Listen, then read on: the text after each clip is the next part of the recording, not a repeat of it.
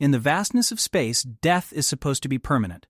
When Captain Sarah Chen's ship exploded in the Kepler Nebula 3 years ago, the entire Terran fleet mourned her loss. She was humanity's finest warrior, the woman who had led them through the darkest days of the Zephyrian War. Her funeral was broadcast across 1,000 worlds, her name etched in marble on Earth's memorial wall. But legends don't stay buried. When a battered transport ship limps into Titan Station's docking bay, its hull scarred by alien weapons and its pilot wearing the distinctive armor of a dead hero, the galaxy is about to learn that humans don't just survive the impossible, they come back stronger. And sometimes, they bring trophies. The skull hanging from Sarah Chen's belt belongs to Commander Vex High, the Zephyrian warlord who destroyed her ship. The same alien who has been terrorizing human colonies for 3 years, believing his greatest enemy was dead. He was wrong. Now, as Sarah steps back into a universe that has moved on without her, she carries secrets that could change the course of the war. But first, she has to convince her own people that she's not a ghost, and that the real fight is just beginning. Some stories end with death. This one begins with resurrection. The alarm bells of Titan Station cut through the recycled air like broken glass. Dock Supervisor Marcus Webb dropped his coffee as the proximity sensors screamed their warning. An unidentified vessel was approaching fast. Too fast for a routine landing. Control, this is Dock 7. I'm reading a ship coming in hot without clearance codes. Marcus barked into his comm unit, watching the tactical display as the vessel's trajectory painted a dangerous arc toward their landing bay. Copy that, Dock 7. Ship refuses to respond to hails. Deploying emergency barriers. Marcus squinted through the reinforced viewport as the ship materialized from the asteroid field's shadow. It was human-made. That much was clear, but it looked like it had been through hell and back. Scorch marks from plasma weapons covered its hull and one wing was completely missing. Emergency repairs had been patched over hull breaches with what looked like salvaged alien metal. The ship hit the landing bay hard, its damaged landing gear sparking against the metal deck. Steam hissed from ruptured coolant lines as the engines finally fell silent. Marcus was already reaching for the emergency containment protocols when the ship's airlock began to cycle open. Security teams poured into the bay, weapons drawn. Captain Torres, the station's security chief, positioned his men behind cover while medical teams waited with stretchers. Whatever was inside that ship, they were taking no chances. The airlock hissed open, and a figure stepped out. Marcus felt his blood turn to ice. The woman who emerged from the damaged ship wore the distinctive black armor of the Terran Special Forces, but that wasn't what made Marcus's hand shake. It was the face beneath the helmet's raised visor, a face he'd seen in memorial holovids, on recruitment posters, etched into humanity's collective memory. Sarah Chen was supposed to be dead. She moved with the fluid grace Marcus remembered from the war footage, but there was something different about her now. Something harder. Her armor bore scars from weapons that didn't exist in human arsenals, and strange modifications had been made to her equipment. Most disturbing of all was the trophy that hung from her belt, an alien skull, its elongated cranium marked with the ritual scars of a Zephyrian commander. "Stand down," Sarah said, her voice carrying the same authority it had 3 years ago when she'd led the defense of New Geneva. "I'm Captain Sarah Chen, service number 774 Alpha 9. I'm requesting immediate transport to Fleet Command." Captain Torres kept his weapon raised. "Captain Chen died 3 years ago. I was at her funeral." Sarah's lips curved into a smile that held no warmth. Reports of my death were greatly exaggerated. She gestured to the skull at her belt, as Commander Vexhai learned the hard way. The silence in the docking bay was absolute. Every human in the galaxy knew that name. Vexhai, the Butcher of Kepler, the Zephyrian warlord who had shattered the Terran fleet and driven humanity back to the inner systems. The same alien who had supposedly killed Sarah Chen. "That's impossible," Torres whispered. "Is it?" Sarah reached up and removed her helmet, shaking out hair that had grown longer and darker than anyone remembered. 3 years ago, my ship was destroyed in the Kepler Nebula. The crew was killed instantly, but I was in the forward compartment when the plasma charges hit. I survived in an escape pod for 6 hours before a Zephyrian patrol picked me up. She began walking forward, and despite their training, the security officers stepped aside. There was something in her eyes that spoke of experiences no human should have survived. They thought I might be useful for intelligence gathering. The Zephyrians have a particular way of extracting information from prisoners. They start with the extremities and work their way inward, keeping you conscious through neural stimulants. Sarah's voice was calm, clinical. "They're very thorough." Marcus swallowed hard.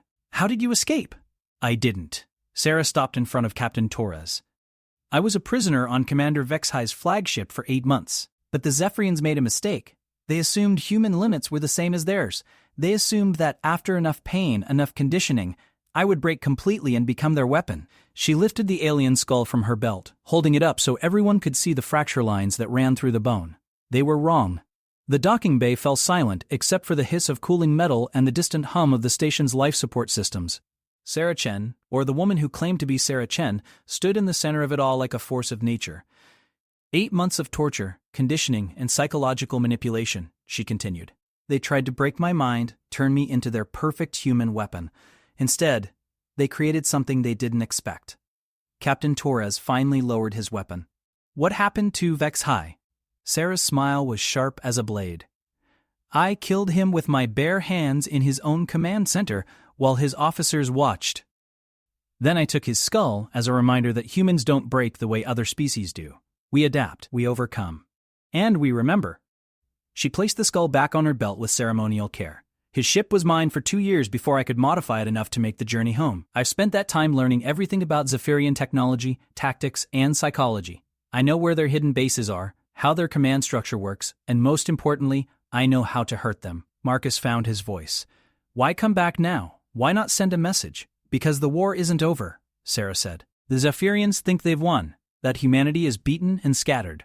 They're preparing for something big, a final push that will wipe us out completely. But they made one crucial mistake. She turned to address the entire room, her voice rising with the authority that had once inspired millions. They let me live long enough to learn their secrets, and now I'm going to use those secrets to end this war once and for all. The medical team approached cautiously, scanners in hand. Ma'am, we need to verify your identity and run some basic medical checks, the lead medic said. Sarah nodded and extended her arm for the DNA scanner. Dr. Yates, isn't it? You treated my injuries after the Proxima campaign. I remember you telling me I had the stubbornness of a mule and the pain tolerance of a machine. Dr. Yates stared at her in shock. That was a private conversation in the medical bay. No one else was there. The DNA scanner beeped, and Dr. Yates looked at the results with wide eyes.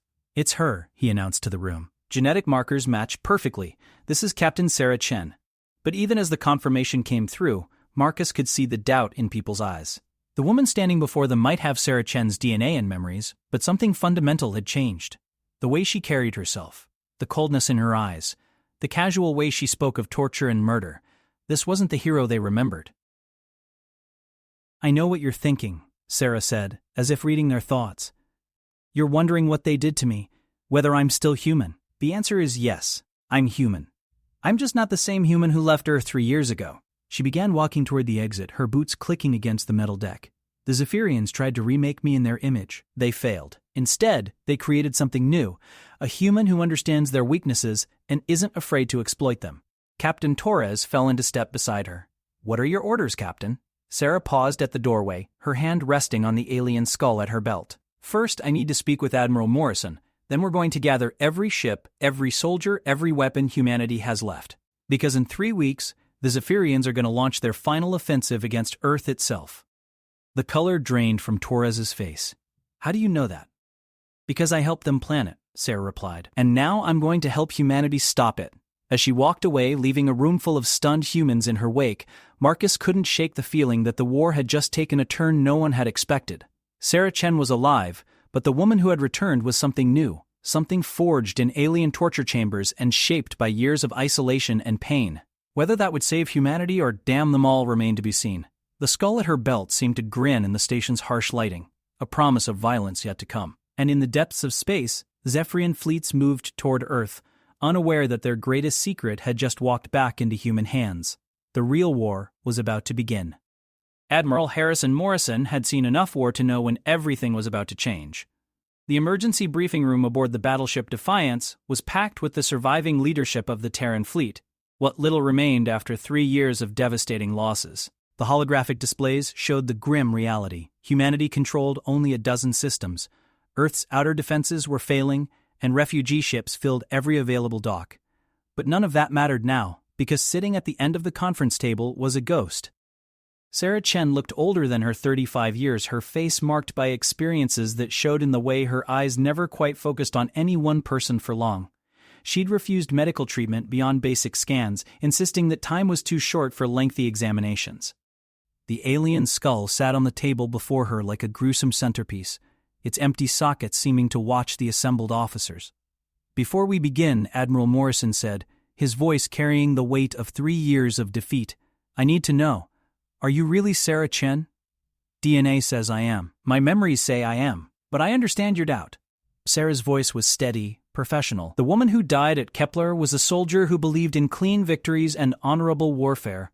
The woman sitting here has spent 3 years learning that honor is a luxury we can't afford. She stood and moved to the holographic display, her fingers dancing over the controls with practiced ease. The star map changed, showing the outer rim territories where most of the fighting had taken place. 3 years ago I was captured after the destruction of my ship. The Zephyrians didn't just want information, they wanted to create a weapon.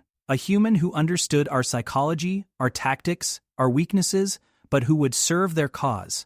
Her hand gestured to a series of markers on the map. They held me on the flagship Bone Render, Commander Vexhi's personal vessel. Colonel Martinez, scarred veteran of the Proxima campaign, leaned forward. We intercepted communications suggesting they had human collaborators. You're saying they were trying to create them artificially? Not collaborators, slaves. Sarah's voice carried a chill that made several officers shift uncomfortably. The Zephyrian conditioning process breaks down personality structures and rebuilds them according to their needs. They've used it on dozens of species. It has a 97% success rate. But it didn't work on you, Morrison observed. Sarah's laugh held no humor. Oh, it worked. For a while. I spent months believing I was Zephyrian, that humanity was a plague that needed to be eliminated. I helped them plan raids on civilian targets. I provided intelligence that led to the destruction of 3 colonies. The silence in the room was deafening. These officers had fought beside Sarah Chen, had trusted her with their lives. The idea that she had worked against humanity, even under alien influence, was almost impossible to process. Then what changed? Dr. Elizabeth Hart, the fleet's chief psychologist, asked quietly. Pain tolerance, Sarah replied. The conditioning process relies on breaking the subject's will through systematic torture. But humans have a peculiar relationship with pain. We can learn to find meaning in it, even strength. After 6 months of conditioning, something in my mind started fighting back. She touched a series of scars on her neck that were barely visible beneath her collar. The Zephyrians implant neural interfaces in their conditioned slaves. When I began resisting the programming, the device tried to force compliance through pain. Instead of breaking me, it created a feedback loop that slowly burned out their conditioning. That should have killed you, Dr. Hart said. It nearly did. But humans are remarkably good at surviving things that should kill us. The process took months, during which I pretended to still be under their control while secretly documenting everything I could about Zephyrian operations. Sarah moved back to the display, highlighting a cluster of systems near the galactic core. This is where they're massing their forces, not for another border raid or colony strike, but for a final assault on Earth itself. They call it the Great Cleansing, a simultaneous attack on every human world that will end our species permanently. The assembled officers stared at the display in horror. The fleet movements shown represented more ships than humanity had ever faced in a single engagement. How many ships? Morrison asked. Over 3,000 capital ships plus support vessels. The entire Zephyrian military unified under a single command structure for the first time in their history. Sarah's finger traced attack vectors on the map. They plan to jump directly into the Sol system, bypass our outer defenses, and glass Earth before we can mount an effective response. That's impossible, Admiral Chen protested. No force has ever attempted a direct assault on a heavily defended core world. The logistics alone are manageable if you don't care about casualties, Sarah interrupted. The Zephyrians are willing to lose half their fleet if it means ending the war decisively. They've calculated that human morale will collapse completely once Earth falls. She pulled up another set of displays, showing detailed schematics of Zephyrian ships and weapon systems. But they've made assumptions based on our previous encounters. They don't know that I've been studying their technology for 3 years. They don't know about the weaknesses I've discovered. What kind of weaknesses? Colonel Martinez asked. Sarah's smile was sharp and predatory.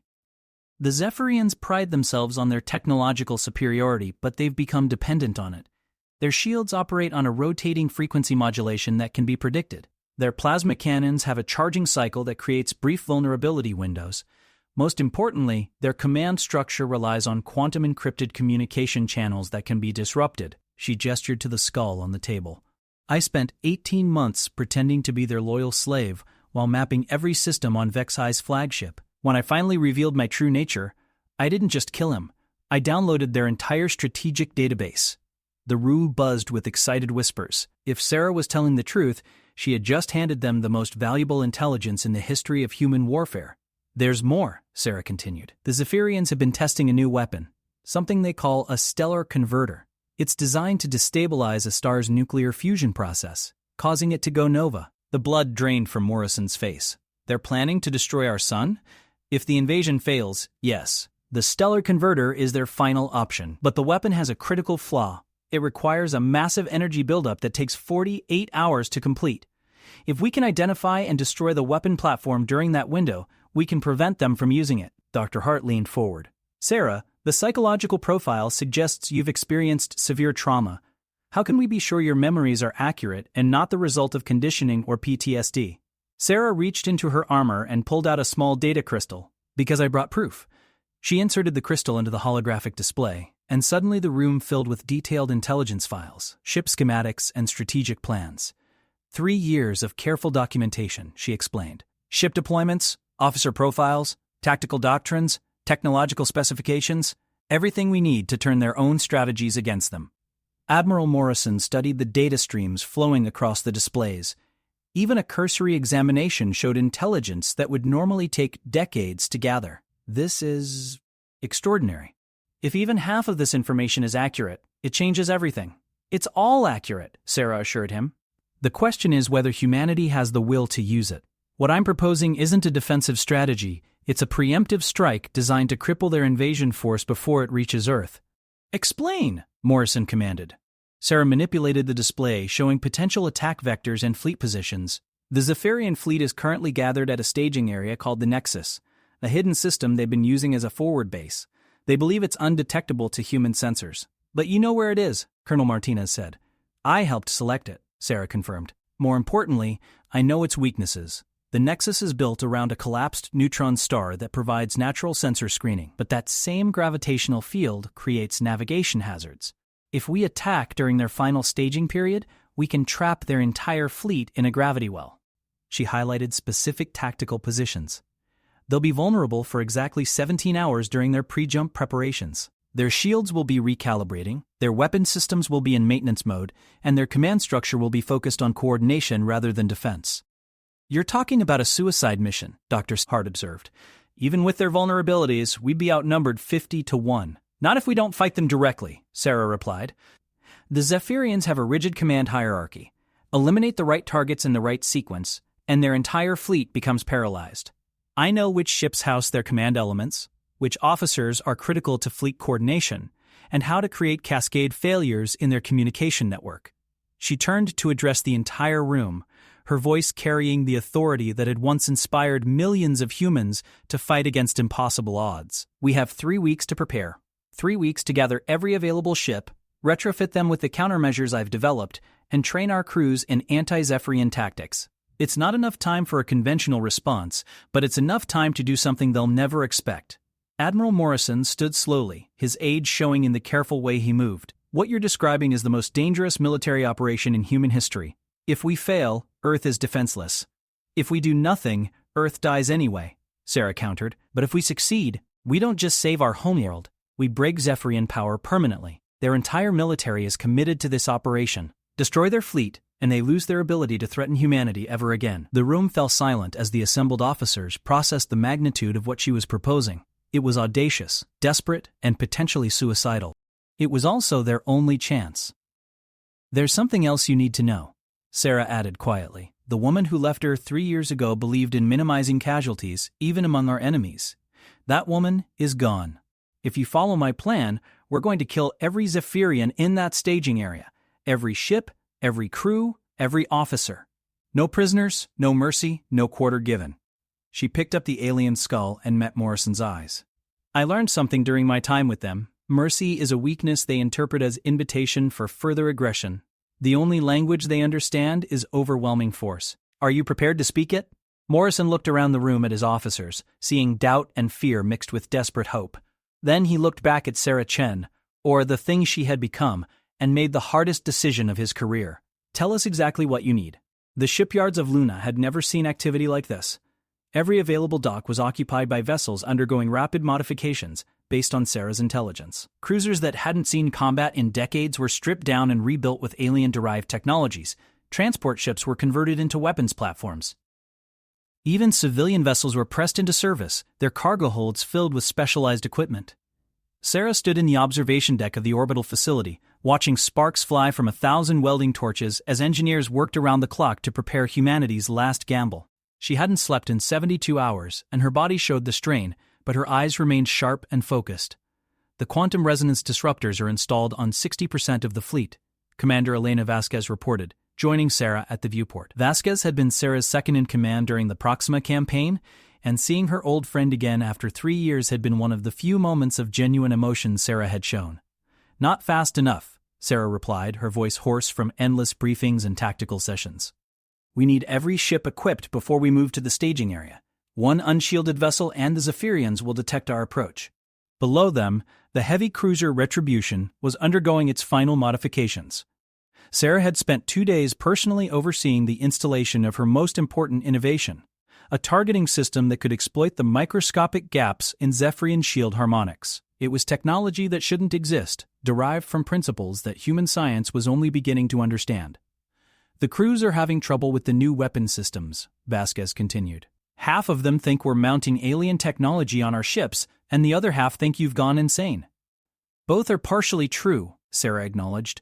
"The targeting computers use Zephyrian quantum processors that I've reverse-engineered. As for my sanity," she touched the skull hanging from her belt. "Sanity is another luxury we can't afford." A young ensign approached nervously. "Ma'am, Admiral Morrison requests your presence in the Strategic Planning Center. There's been a development." Sarah followed the ensign through corridors bustling with activity. Officers hurried past carrying data tablets and weapon specifications. Engineers debated the merits of different shield configurations. Medical personnel prepared for casualties that everyone hoped wouldn't be necessary, but knew were inevitable. The Strategic Planning Center was a massive chamber filled with holographic displays and tactical workstations. Admiral Morrison stood at the center, surrounded by his senior staff and a collection of the most brilliant military minds humanity had produced. They all looked exhausted and stressed. "Sarah, we have a problem," Morrison announced without preamble. "Long-range sensors have detected movement in the Zephyrian fleet. They're beginning preliminary staging operations 6 days ahead of schedule." The holographic display showed the Nexus system, with thousands of red dots representing enemy vessels. Even at this distance, the scope of the Zephyrian fleet was overwhelming. "Why the change?"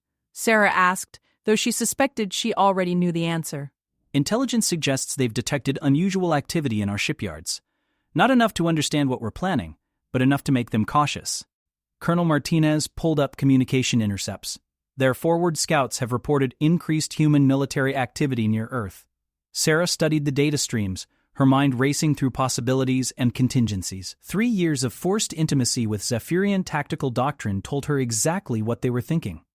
They're not just moving up the timeline, she realized. They're splitting their forces. Look at the formation patterns. They're keeping their primary assault fleet at the Nexus while deploying advanced elements to probe our defenses. Hart frowned at the display. "Is that good or bad for our plan?"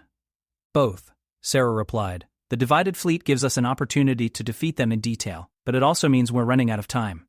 If their advanced elements engage our defenses around Earth before we can strike the main fleet, the entire operation becomes pointless." She moved to the main control console and began inputting commands.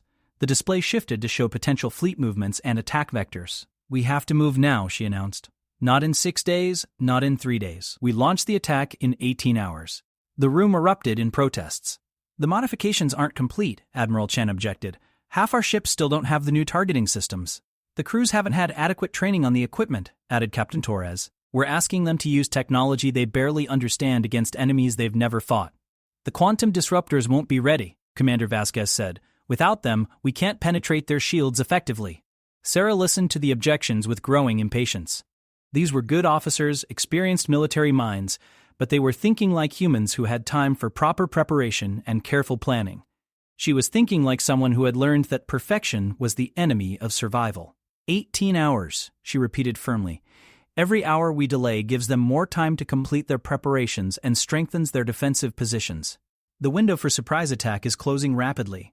She manipulated the display to show detailed tactical analyses. "Yes, some of our ships won't have complete modifications. We'll assign them support roles and long-range artillery positions. Yes, our crews are undertrained on the new equipment. Combat is the fastest teacher humanity has ever developed." Admiral Morrison studied the revised battle plan. "What about the ships still in refit? We're talking about leaving behind 30% of our available fleet." Better to attack with 70% of our ships than to lose 100% when Earth falls, Sarah replied. The Zephyrians are expecting us to follow human military doctrine. Careful planning, overwhelming preparation, minimal acceptable risk. That's exactly why this strategy will work. She turned to address the entire room, her voice carrying the conviction that had once inspired desperate stands on a dozen worlds. 3 years ago, the Zephyrians destroyed my ship because they knew how humans fight. They knew we would try to save everyone, protect every vessel, minimize every casualty. That knowledge made us predictable, and predictability made us vulnerable. The skull at her belt seemed to catch the light as she continued. But I've learned their weaknesses too. The Zephyrians are a hierarchical species that values order above adaptability. They create detailed plans and follow them rigidly. When something unexpected happens, their response is slow and bureaucratic. She gestured to the tactical display. Our attack will be chaos incarnate. Fast, brutal, and completely outside their understanding of human capabilities. By the time they realize what's happening, their command structure will be in ruins, and their fleet will be trapped in a gravity well with nowhere to run. Commander Vasquez stepped forward. Sarah, even if everything goes perfectly, we're still talking about massive casualties. Ships that aren't fully prepared, crews that don't understand their equipment. We could lose everything.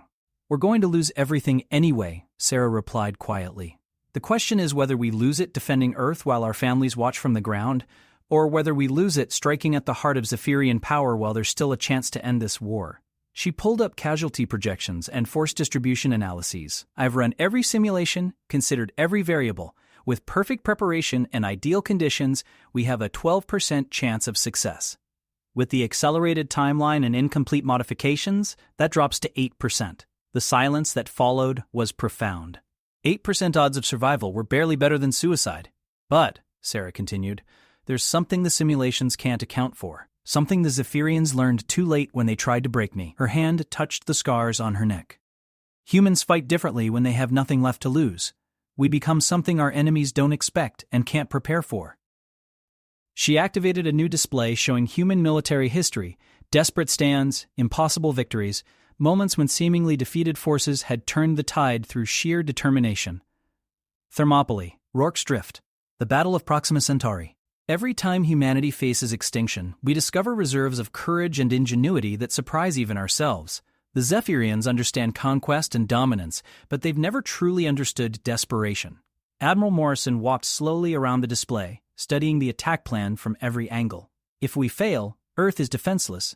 If we succeed, we save our species but lose most of our fleet in the process. If we succeed, Sarah corrected, we do more than save Earth. We show every species in the galaxy that humans can't be broken, can't be conquered, can't be eliminated. We prove that the harder you try to destroy us, the more dangerous we become. Doctor? Hart looked up from her psychological assessments. Sarah, I have to ask, are you certain this plan comes from strategic necessity and not from a desire for revenge? The trauma you've experienced. Doctor, Sarah interrupted, her voice carrying a chill that made several officers step back. My personal feelings about the Zephyrians died the day I put my hands around Vexai's throat. What you see now is pure tactical calculation based on 3 years of studying an enemy that most humans have never truly understood. She moved to stand directly in front of the main display, the light from thousands of ship markers painting her face in red and blue. The Zephyrians think they're about to complete the extermination of humanity. They're confident, prepared, and united behind a plan they believe cannot fail. That confidence is their weakness. When we strike, it won't just be an attack on their fleet. It'll be an attack on their fundamental understanding of what humans are capable of. Admiral Morrison made his decision. Signal all fleet elements. We launch in 18 hours. God help us all. As the room exploded into activity, officers rushing to implement the accelerated timeline, Sarah remained motionless before the display.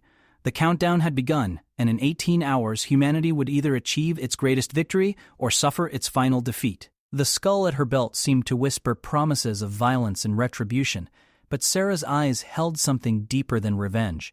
They held the cold calculation of a predator that had learned its prey's weaknesses and was preparing to strike. The Zephyrians had created the perfect weapon to use against humanity. They simply hadn't realized they were the target. The human fleet emerged from hyperspace at the edge of the Nexus system like a swarm of angry insects. Their ships spread across a three-dimensional formation that defied conventional military doctrine. Sarah stood on the bridge of the flagship Indomitable, watching the tactical displays as 300 human vessels spread into attack positions around the massive Zephyrian staging area. "Contact in 90 seconds, reported Commander Vasquez from the tactical station. "Enemy fleet is holding position around the neutron star as predicted. Initial scans show over 3,000 capital ships and twice as many support vessels." Sarah studied the enemy formation through enhanced sensors that used technology she'd stolen from Vexhi's flagship. The Zephyrians were arranged in perfect geometric patterns, their ships positioned with mathematical precision around the collapsed star that anchored their staging area. It was beautiful, orderly, and exactly what she'd expected from a species that valued hierarchy above adaptability. "Admiral Morrison to all ships," came the fleet commander's voice across the communication channels. "Remember, we're not here to fight fair, we're here to win. Follow Captain Chen's tactical doctrine and hit them where they're weakest." The bridge of the Indomitable was quiet except for the hum of modified electronics and the soft voices of officers coordinating the attack. Sarah had insisted on minimal crew for this operation, volunteers only, and only those who understood they probably wouldn't be going home. The men and women around her represented the finest humanity had to offer, and she was about to lead them into the most dangerous battle in human history. "Zephyrian fleet is responding to our presence," reported Lieutenant Park from communications. "They're moving to intercept, but their formation is sluggish. Looks like they're following standard defensive protocols." "Of course they are," Sarah murmured. "They've never faced an enemy desperate enough to attack them at their own staging area." She moved to the main tactical console and activated the targeting systems she'd personally designed. The displays lit up with thousands of targeting solutions, each one calculated to exploit specific weaknesses in Zephyrian technology. 3 years of forced study were about to pay dividends in Zephyrian blood. "All ships, this is Chen. Execute pattern Alpha on my mark." She paused, her finger hovering over the firing control.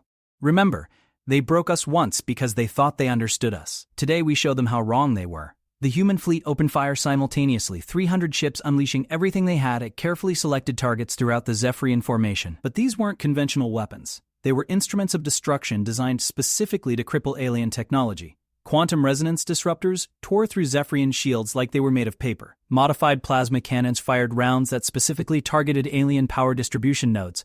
Most devastating of all were the neural disruption torpedoes, weapons that use Zephyrian quantum communication frequencies to overload their ship's computer systems. "Direct hits on primary command vessels," Vasquez reported with barely contained excitement. "Their fleet coordination is breaking down, multiple ships showing signs of system failure." On the main display, Sarah watched as the perfect Zephyrian formation began to collapse into chaos. Ships that had been moving in precise coordination suddenly found themselves isolated, their command links severed by weapons they'd never encountered before. It was exactly what she'd hoped for. A technological knife thrust directly into the heart of their organizational structure. "Second wave, execute," Sarah commanded. 24 human destroyers streaked toward the Zephyrian fleet at maximum burn, their hulls glowing from the radiation of the neutron star. These ships carried the most dangerous weapon in Sarah's arsenal, modified Nova bombs that had been redesigned to exploit Zephyrian power core vulnerabilities. "Zephyrian fleet is attempting to reform," reported Captain Torres from the heavy cruiser Retribution. "They're adapting faster than expected." "Not fast enough," Sarah replied. She activated a secondary tactical system, one that she'd kept hidden from most of her own officers. "All ships, prepare for pattern beta. This is going to hurt them." The hidden system was perhaps her most vicious innovation, a weapon that used Zephyrian communication protocols to inject false orders directly into their command network. Ships throughout the alien fleet suddenly received conflicting instructions, counterfeit tactical data, and fabricated damage reports.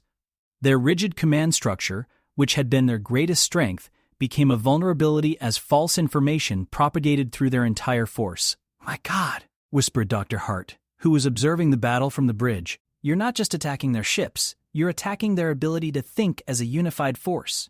"I learned from the best," Sarah replied, her eyes never leaving the tactical displays. "The Zephyrians spent 2 years teaching me how their minds work. Now I'm returning the favor." Across the battlefield, Zephyrian ships began firing on their own forces, guided by false targeting data that identified friendly vessels as human attackers. Entire squadrons broke formation to pursue phantom targets that existed only in their compromised sensor networks. The mathematical precision of their deployment dissolved into a nightmare of friendly fire and tactical. But the Zephyrians were not helpless. Even as their fleet coordination collapsed, individual ship commanders began making independent decisions. Hundreds of alien vessels broke away from the main formation and charged directly at the human fleet, accepting massive casualties in exchange for the chance to engage at close range. They're adapting, Commander Vasquez warned. Zephyrian heavy cruisers are breaking through our outer perimeter. Damage reports coming in from multiple ships. Sarah nodded grimly. Phase 2. All ships execute serpentine pattern and begin targeting their flagship elements. The human fleet scattered like leaves in a hurricane, individual ships pursuing seemingly random attack vectors that appeared chaotic but were actually precisely coordinated. Sarah had studied Zephyrian psychology extensively, and she knew their commanders would struggle to respond to tactical doctrine that appeared to have no underlying logic. Target the ship with the golden hull markers, Sarah commanded, highlighting a massive Zephyrian dreadnought on the tactical display. That's the fleet command vessel. Take it down and we cripple their ability to coordinate a response. The modified targeting systems locked onto the alien flagship with predatory precision. Sarah's quantum resonance weapons had been specifically calibrated to penetrate the advanced shielding that protected high-ranking Zephyrian vessels. It was technology that shouldn't exist, born from 3 years of desperate study in alien torture chambers. Firing solution locked, reported the weapons officer. Fire! The Indomitable's main guns spoke with voices of thunder and lightning, sending devastating energy beams across the vacuum toward the Zephyrian flagship. The alien vessel's shields flared and sparked as the quantum resonance disruptors found their mark, creating cascade failures throughout the ship's defensive grid. Direct hit, Vasquez shouted. Their flagship is taking heavy damage, multiple system failures detected. But even as they celebrated the successful strike, alarms began sounding throughout the bridge. Multiple Zephyrian squadrons converging on our position, Lieutenant Park reported. They've identified us as a priority target. Let them come, Sarah said quietly. She activated another hidden system, one that she'd hoped not to use. All ships, this is Chen. Execute final protocol. Across the human fleet, captains opened sealed orders that Sarah had personally written before the battle. The instructions were simple and terrible. If defeat became inevitable, every human ship was to ram the nearest Zephyrian vessel at maximum speed. Better to die fighting than to allow the enemy fleet to reach Earth intact. But Sarah had one more surprise for the Zephyrians. Vasquez, transfer all targeting data to the secondary computer core, she ordered, and prepare to evacuate the bridge. Sarah, what are you planning? Doctor? Hart asked, her voice tight with concern. Something the Zephyrians taught me, Sarah replied. She began entering commands into a console that most of the bridge crew didn't recognize. They showed me that sometimes the most effective weapon is one your enemy doesn't see coming. The skull hanging from her belt caught the light from the tactical displays as she worked, its empty sockets seeming to watch the battle with predatory interest. 3 years of careful planning were about to culminate in a moment that would define the future of human civilization. Zephyrian flagship is attempting to retreat, reported the weapons officer. They're pulling back toward the neutron star. Perfect, Sarah smiled, and there was something in that expression that made several officers step back involuntarily. That's exactly where I want them. She activated the final system, one that she'd built using principles stolen from the deepest archives of Zephyrian military technology. The neutron star at the center of the staging area began to pulse with energies that shouldn't exist, its gravitational field fluctuating in ways that violated several laws of physics. Sarah, what have you done? Admiral Morrison's voice crackled across the communication channel. I've weaponized a dead star, Sarah replied. The Zephyrians chose this location because they thought the gravitational field would protect them from human attacks. They never considered that the same field could be turned against them. Across the battlefield, Zephyrian ships began experiencing severe gravitational distortions. Vessels that had been retreating toward the safety of the neutron star found themselves trapped in rapidly shifting gravity wells. Their precisely calculated formations were torn apart by forces that made maneuvering impossible. Gravitational cascade is spreading through their fleet, Vasquez reported with awe. Multiple ships showing structural stress. They're being crushed by their own defensive position. Sarah watched the destruction with cold satisfaction. The Zephyrians had created the perfect fortress around a collapsed star, never realizing that their greatest defensive asset could become their tomb. It was a lesson in the dangers of rigid thinking, taught with the kind of brutal efficiency that only desperation could inspire. All ships focus fire on disabled targets, she commanded. Don't let any of them escape to warn the rest of their fleet. The battle that followed was less warfare than slaughter. Trapped by impossible gravitational forces and crippled by weapons they'd never encountered, the Zephyrian fleet fought with desperate courage but little hope of victory. Ship after ship fell to human weapons designed specifically to exploit alien weaknesses. But victory came with a price.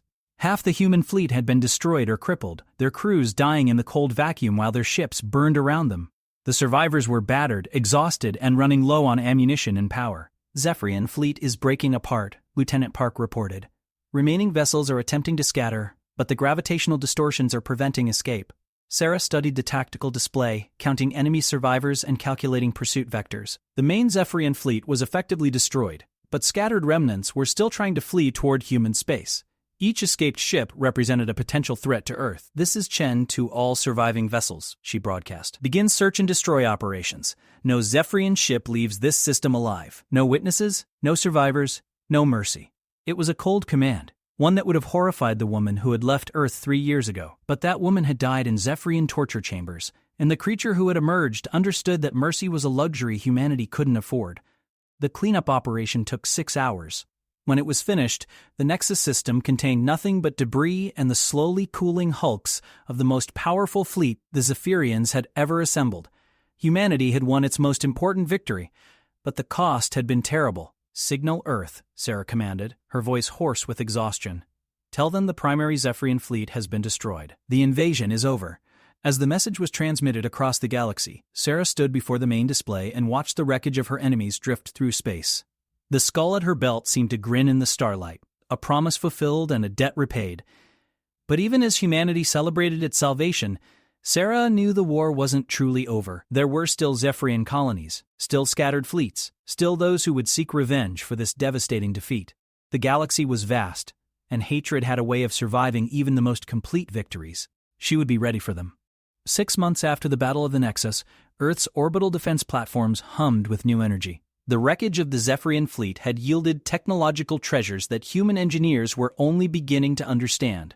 Ships moved through the solar system with technologies that had once been alien secrets, their hulls bearing the scars of victory and the promise of future strength.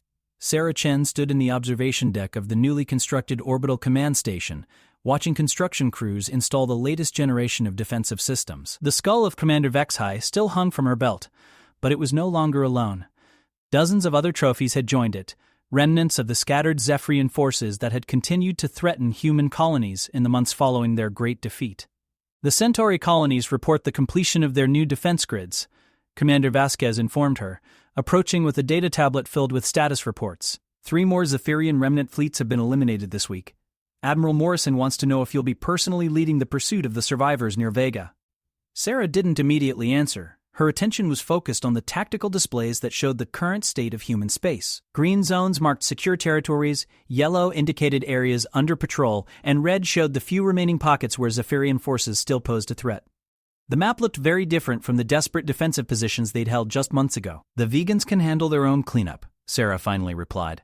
"I'm more concerned about the intelligence reports from the Outer Rim. The Zephyrians weren't the only species watching our war." She gestured to a section of the display that showed the territories beyond human and Zephyrian space. "The Cathera Collective has been moving fleets toward our borders. The hegemony of suns has increased their military production by 300%. Even the isolated void dwellers have emerged from their hidden systems to observe our activities."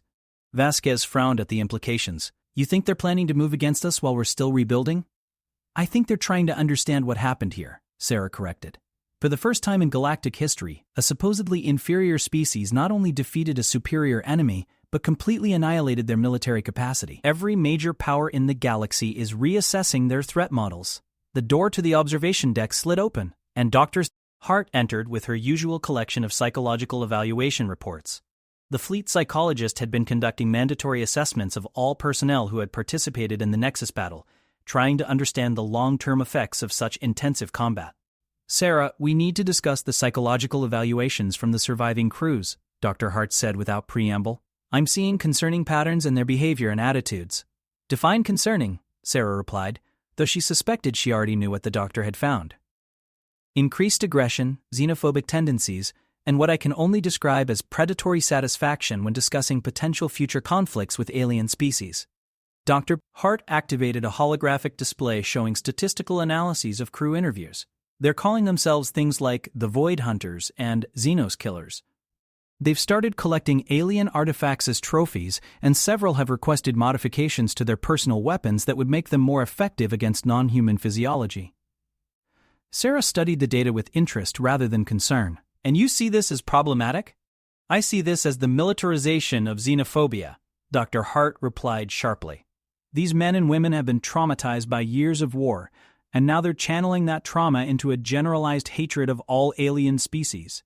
If this continues, we risk becoming the very thing we fought against. Or, Sarah countered, we become something our enemies fear enough to leave us alone. She moved to the main display and called up images from recent encounters with alien vessels. 3 days ago, a hegemony scout fleet approached the Proxima system. When they detected human patrol ships, they immediately withdrew. A month ago, Kythera raiders attacked a civilian convoy near Barnard's Star. When human reinforcements arrived, the raiders fled rather than engage. You're describing isolated incidents, Dr. Hart protested. I'm describing a pattern, Sarah corrected. For the first time in human history, alien species are actively avoiding contact with our military forces. They've seen what we did to the Zephyrians, and they're recalculating their risk assessments. She turned to face the psychologist directly, her eyes holding the same cold calculation that had dominated her thinking since her return from Zephyrian captivity. Doctor, you're concerned about our people becoming more aggressive and militaristic. I'm concerned about our species surviving the next century. The galaxy is full of predators who respect only strength and prey on perceived weakness. For too long, humanity was seen as the latter. The observation deck fell silent except for the distant sounds of construction and the hum of advanced electronics. Through the transparent walls, Earth hung in the void like a blue jewel, beautiful and fragile, and protected by technologies that had been purchased with blood and suffering. Admiral Morrison wants to see you, Vasquez said quietly, breaking the tense silence. There's been a development in the Outer Rim territories. Sarah nodded and followed Vasquez to the command center, leaving Dr. Hart alone with her troubling statistics and growing concerns about humanity's psychological trajectory. The command center buzzed with activity as analysts processed data from across human space. Admiral Morrison stood at the center of it all, looking older than his years but carrying himself with the confidence of a man who had helped win an impossible war. Sarah, we've intercepted communications from the Andorian Conclave, Morrison announced without preamble. They're requesting a formal diplomatic meeting. The Androians? Sarah raised an eyebrow. They've never acknowledged human existence before. What changed their minds? You did, Morrison replied, activating a holographic display showing the message. They specifically request to meet with the human who broke the Zephyrians and learned their secrets. They're offering technological exchanges and mutual defense agreements. Sarah studied the communication with growing interest. The Andorians were one of the oldest spacefaring civilizations in the galaxy, known for their advanced technology and careful neutrality in most conflicts. For them to actively seek contact with humanity represented a significant shift in galactic politics. What do they want in exchange? She asked. Information about our anti-Zephyrian technologies and tactical doctrines, Morrison replied. They're particularly interested in the quantum disruption systems and gravitational manipulation techniques we used at the Nexus. They're afraid, Sarah realized. The Andorians have been neutral for so long that they've forgotten how to fight effectively. They want our weapons in case someone decides to test their defenses. Admiral Morrison nodded grimly. It gets more interesting. We've received similar requests from the Free Traders Guild, the Tau Collective, and even the isolationist Crystal Singers. Everyone wants to know how we did what we did. Sarah walked slowly around the command center, processing the implications of what she was hearing. The victory at the Nexus had done more than save humanity. It had fundamentally altered the balance of power in the galaxy. Suddenly, the species that had been dismissed as primitive newcomers was being courted by ancient civilizations. There's something else, Morrison continued. Intelligence reports suggest that several species are forming defensive alliances, specifically to counter potential human expansion. They're calling it the Terran Containment Protocol. Let them, Sarah replied with cold satisfaction. Fear is the beginning of respect, and respect is the foundation of lasting peace. She activated the main tactical display, showing the current disposition of human forces throughout known space. Patrol fleets moved with purpose and confidence, their crews trained in techniques that no other species understood. Construction fleets built defenses that incorporated both human ingenuity and alien technology. Most importantly, research vessels continued to study Zephyrian artifacts, unlocking secrets that would make humanity even more formidable. Admiral, I recommend we accept the Andorian meeting, Sarah said. But not as supplicants seeking their approval. We negotiate as equals, from a position of strength. And the other requests for technological exchanges? We consider them carefully. Some technologies we share freely, those that promote galactic stability and mutual defense. Others we keep to ourselves. Sarah's hand unconsciously moved to the skull at her belt. The weapons that won us this war remain human secrets. A junior officer approached with a priority communication. Ma'am, long-range sensors are detecting an unidentified fleet approaching from the galactic core. Configuration doesn't match any known species. Sarah felt a familiar tension settle into her shoulders. Display the contacts. The main screen shifted to show a formation of ships unlike anything in human databases. They were massive, geometric structures that seemed to bend light around their hulls. Their approach vector was steady and purposeful, aimed directly at the heart of human space. Analysis suggests they're not hostile, the sensor operator reported. No weapons charging, no aggressive formations. But their technology is beyond anything we've encountered. Including Zephyrian technology? Morrison asked. Far beyond it, sir. These ships are operating on principles we don't understand.